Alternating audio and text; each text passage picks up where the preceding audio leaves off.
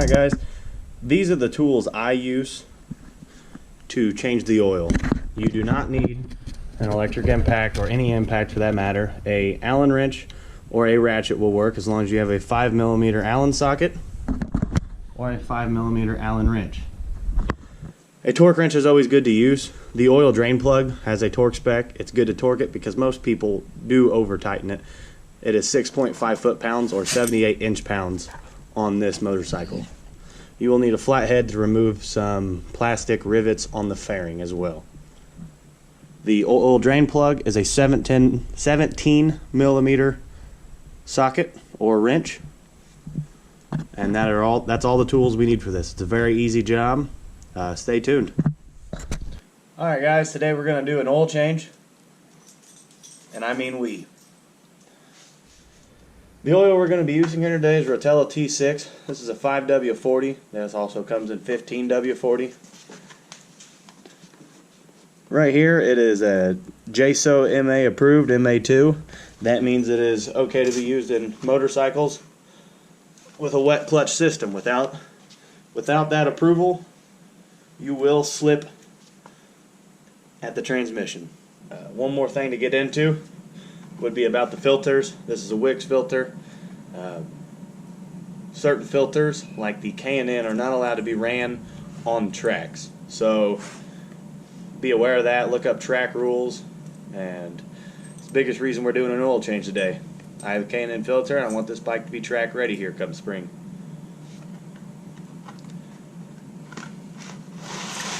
I'm going to move the oils to the side. Buddy. And now we're going to get into it. Alright guys, on the front of the bike, right behind the front wheel, we will need to take off two plastic pieces. A flat blade screwdriver, put up in there and twisted. We'll bring it right out. See how that fell?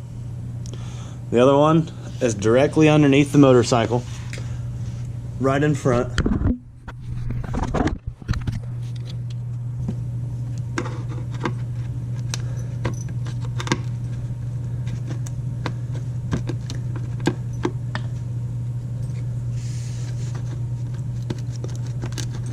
And that's all you have to do. I personally like to keep everything nice and neat. It'll make installation go by much easier. The next step is to remove that bolt on the bottom of the side fairing and that bolt in the middle of the side fairing.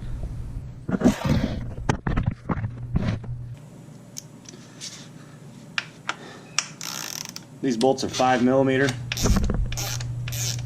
You can use an Allen wrench or a ratchet. An electric impact is great here.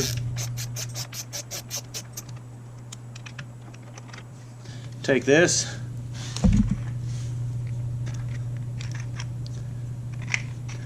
and put it in there. And if you have an impact, little electric guy, or a nut driver, comes out even easier. Go ahead and put that in the case. Lock it up so we don't lose it. Now, this is free. A lot of play in this now.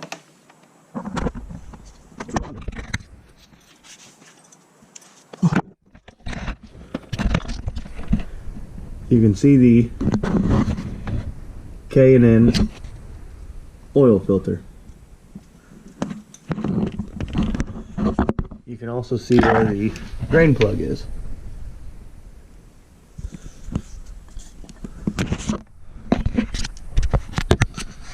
You can also see a dog.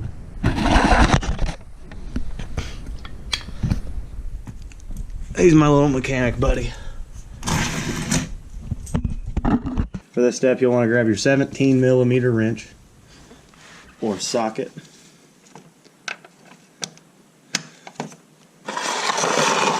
Get the drain pan directly underneath and then loosen.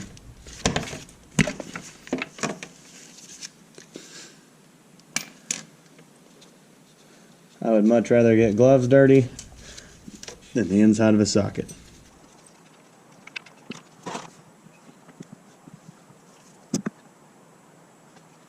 While that drains, on the bottom of these is a magnet. While you have this out, it's a good time to clean it.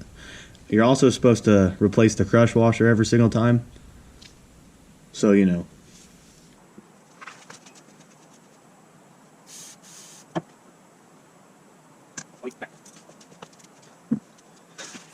As that drains, we'll go ahead and get the oil filter off.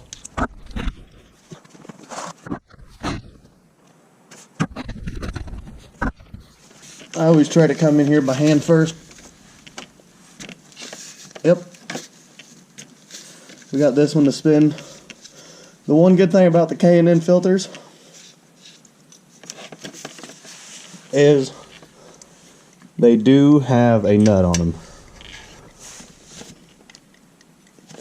I'll get the camera a little closer so you can see it. Getting a wrench on that would make it a lot easier. In less tight places than this. One downfall to these designs, oil does get on the exhaust. If you can see it dripping on the at this where it goes into a 2-to-1 collector, we will have to wipe that off.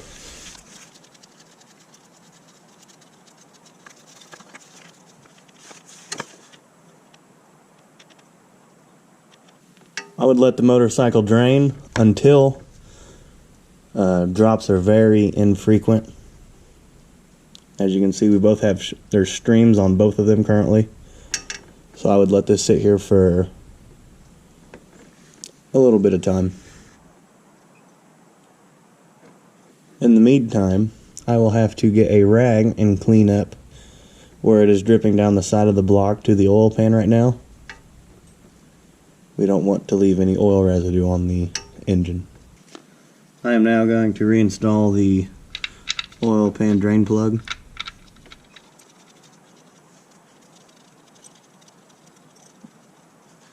We will come back and torque that later. It is now time to put on the new filter.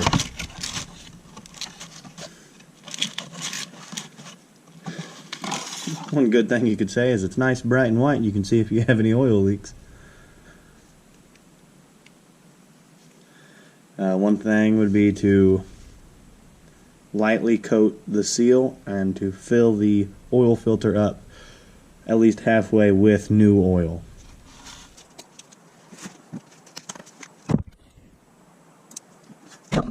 Air will seep out.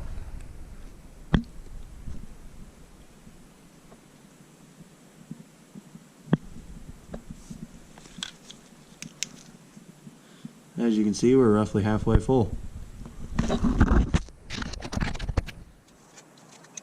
You can take the cap, rub your finger around on it.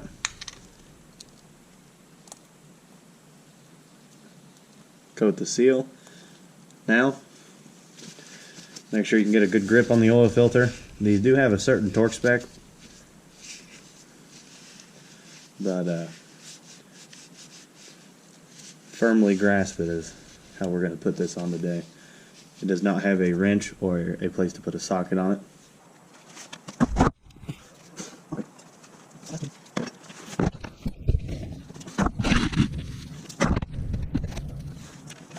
Take the new filter, be very careful with it. You don't want to rub it on anything, get any dirt in the system.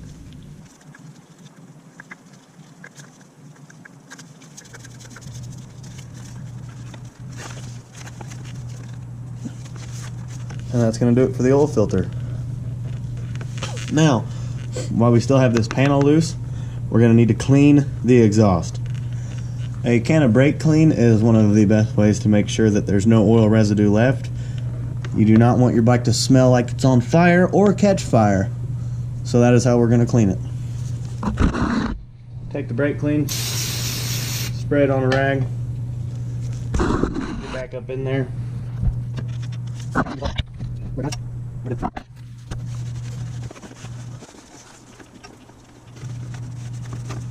And that should work. Now we'll come back over here, torque the drain plug. To torque the drain plug, we're going to use a torque wrench. Pretty simple concept there. Something you want to get right. Everyone normally over torques this, and over time that can be an issue, especially when you're not replacing the crush washer. So the torque spec is 6.5 foot-pounds. We're going to torque it to 78 inch-pounds because this is what that reads in. To get inch-pounds from torque-pounds, you would just take 6.5 times 12 or whatever your torque spec is. There's 78. 78.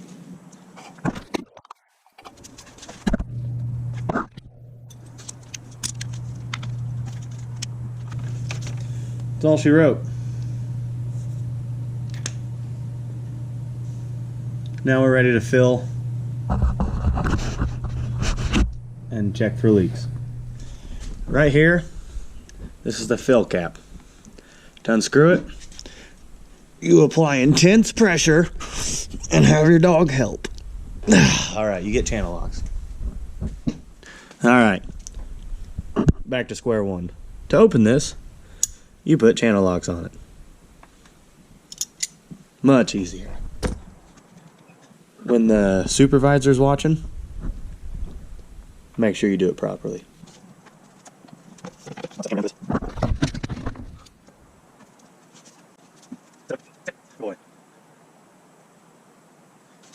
Alright guys, now we got the oil.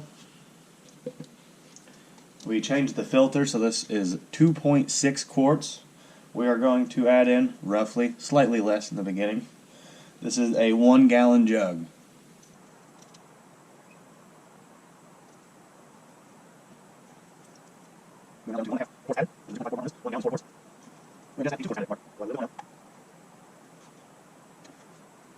I like to go just above that 1.5, and that is where we are.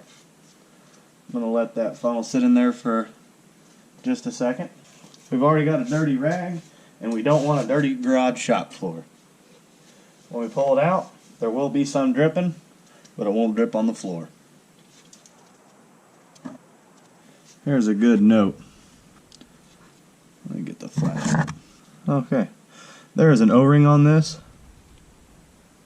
This O-ring needs to be changed from time to time, just like the crush washer. I'm not going to change it this time. It inspects good. It holds no pressure back, but it will, if you don't have an O-ring here, it will leak oil.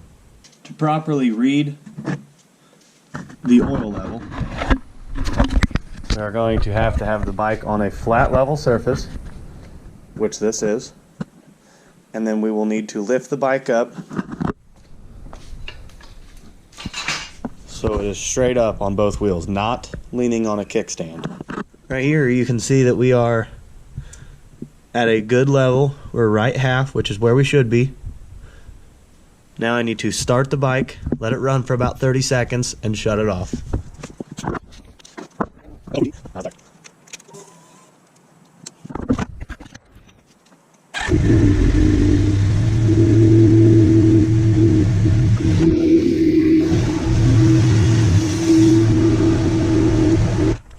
What I was doing there was checking for leaks. Now we'll check the engine oil again. It might take some time to settle.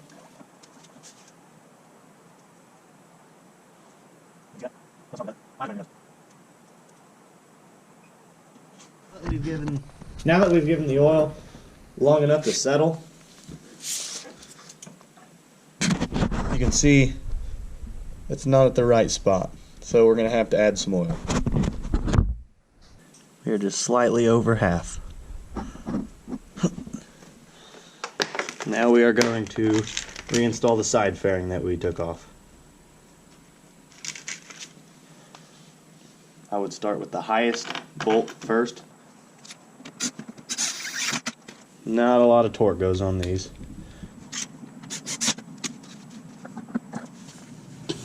It is now time to put the push pins back in. Everything lines up pretty easy. Put the fat part through. And just push up. For over here, go to our trusty tray, find the parts that we took off, push it in, push the clip in, and that's it. That's an oil change. Last thing we got to do is clean up, but I'll spare you watching that. If you do get something on the ground though, make sure you do not roll over it with your tires. It's much more important to keep motorcycle tires nice. You do not want oil getting on the tires. If oil does get on the tires, use a nice degreaser like Brake Clean or something similar to that. Also on the floor, I'm going to use Brake Clean to clean up the oil that has gotten on the floor, so there will be no residue left. That's the oil change on the Gixxer. Everybody have a good one. Say bye to Odie.